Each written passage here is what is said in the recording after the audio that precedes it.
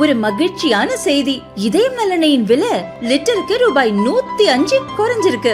September 2023ல 1 litre இதயம் நலனையின் அதிகபட்ச விலை ரூபாய் 503. ஆனா இப்ப 1 லிட்டர் இதயம் நலனையின் விலை ரூபாய் 398 மட்டும்தான் தமிழ்நாட்டுல. அப்ப இனிமே எல்லாரும் இதயம் நலனை வாங்கலாம் இல்ல? தானியங்களோட இயற்கை சத்தும் சுவையும் மாறாம மாவு அரைக்க பெஸ்ட் ஆனது அல்ட்ராவின் பேட்டன்டட் கோனிக்கல் ஸ்டோன்கள் மட்டும்தான். அல்ட்ரா என்றால் ஆரோக்கியம். அமெரிக்க அதிபராக பொறுப்பேற்ற நாளில் இருந்து அதிபர் டிரம்ப் பல்வேறு அதிரடி அறிவிப்புகளை வெளியிட்டு வருகிறார். பல்வேறு நாடுகளுக்கு அதிக வரிகளை விதித்து வருகிறார். நிதி பற்றாக்குறையை சரி செய்ய வரி விதிப்பதே ஒரே வழி என அதிபர் டிரம்ப் தெரிவித்துள்ளார்.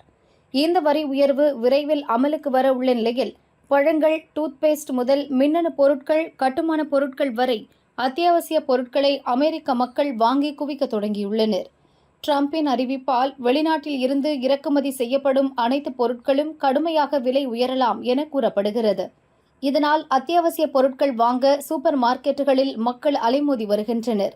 மின்னணு பொருட்கள், ஆடைகள், காலணிகள், வாகன பாகங்கள், மருந்துகள் பெரும்பாலானவை இறக்குமதி செய்யப்படுகின்றன. வரும் வாரங்களில் இவை அனைத்தின் விலைகளும் கடுமையாக உயரக்கூடும் என எதிர்பார்க்கப்படுகிறது. இதையடுத்து வர்த்தக வரி விதிப்பு, அரசு பணிகளில் ஆட்குறைப்பு, மக்களின் சுதந்திரத்தை பறிக்கும் நடவடிக்கைகளில் அதிபர் டிரம்ப் எல்லை மீறி செயல்படுவதாக கூறி மக்கள் போராட்டத்தில் இறங்கினர்.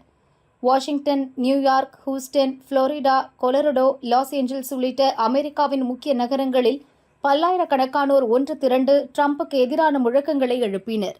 இதனால் அரசுக்கு நெருக்கடி அதிகரித்துள்ள நிலையில் சர்ச்சைகளுக்கு விளக்கம் அளித்துள்ளார் டிரம்ப். சீனா, ஐரோப்பியா ஒன்றியம் மற்றும் பல நாடுகளுடன் எங்களுக்கு மிகப்பெரிய நிதி பற்றாக்குறை உள்ளது. இந்த பிரச்சினையை தீர்க்க ஒரே வழி அமெரிக்காவிற்கு இறக்குமதி செய்யப்படும் பொருட்களுக்கு அதிக வரி விதிப்பது மட்டுமே. அவை ஏற்கனவே நடைமுறையில் உள்ளன. இவற்றை ஒரு அழகான விஷயமாக கருதுகிறேன். தூங்கும் ஜோ பைடனின் அதிபர் பதவி காலத்தில் அமெரிக்காவிற்கு அதிக வரி விதிக்கப்பட்டுள்ளது.